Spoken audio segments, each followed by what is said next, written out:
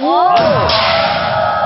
깜짝할 사이 굉음을 내며 튀어오르는 물방울. 초고속 카메라로 다시 살펴보자 물이 냄비에 닿자마자 순식간에 사방으로 튀어오르는 모습 보이십니까? 주위를 살펴보니 냄비 주변 사방으로 물이 튀어 냄비 근처의 한지는 거의 다 쳤다시피 했고 심지어 냄비에서 1m 이상 떨어진 곳까지 물이 튀었습니다. 그런데 왜 가열된 냄비에 물을 부으면 이렇게 튀어오르는 걸까요? 이건 바로 액체가 기체로 기화할 때 에너지, 기화열과 관련이 있습니다. 물은 다른 물질보다 기화열이 높은 물질, 즉 물이 액체에서 기체로 변할 때 외부에서 열을 많이 흡수하는데 예를 들어 더운 여름에 마당에 물을 뿌려놓으면 시원해지는 이유는 바로 액체에서 기체로 변한 물, 즉 수증기가 많은 열을 빼앗아가기 때문입니다.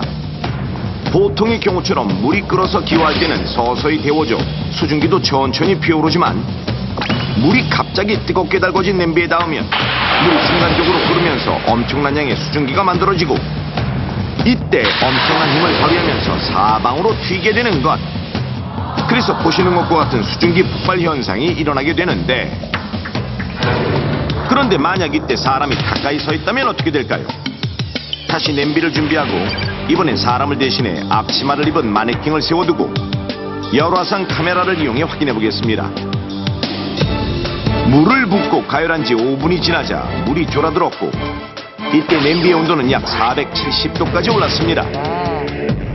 부어주세요.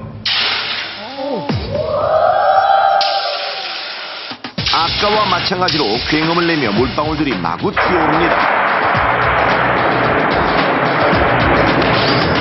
열화상 카메라를 이용해 확인해 보겠습니다. 팔과 복부는 물론 얼굴까지 날아간 섭씨 100도의 물방울. 실제로 사람이 서 있는 상황이었다면 큰 부상을 입을 수도 있는 아찔한 상황입니다.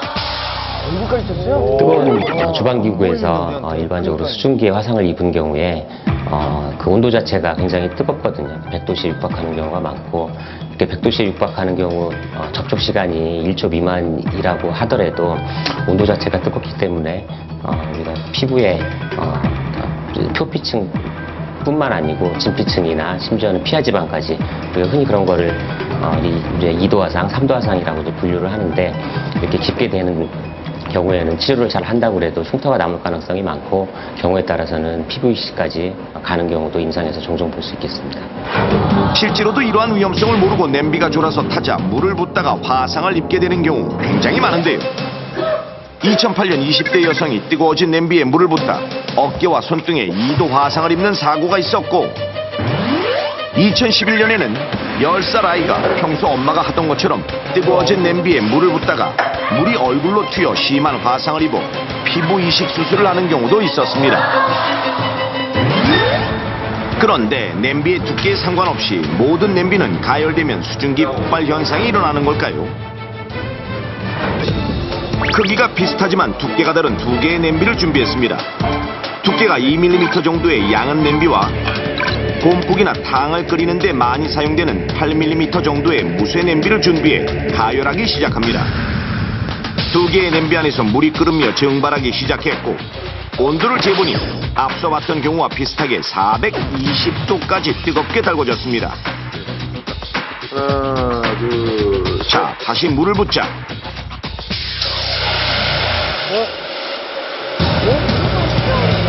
놀랍게도 천천히 증발했던 무쇠 냄비에서 양은 냄비보다 더 엄청난 양의 수증기가 계속 피어오르는 모습.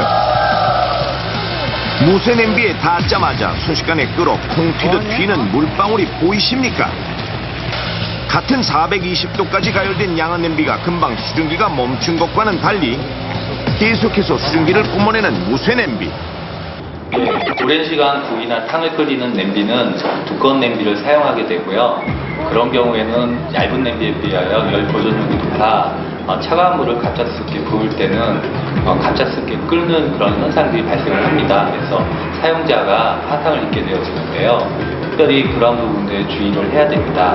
그리고 얇은 냄비에 비해서는 두꺼운 냄비는 끓는 현상은 이제 열 폭발 현상처럼 오랜 시간이 지속되어지는 그런 현상들이 있습니다. 그렇다면 깜빡하고 불을 끄는 것을 잊어 냄비가 뜨거워졌다면 어떻게 해야 할까요?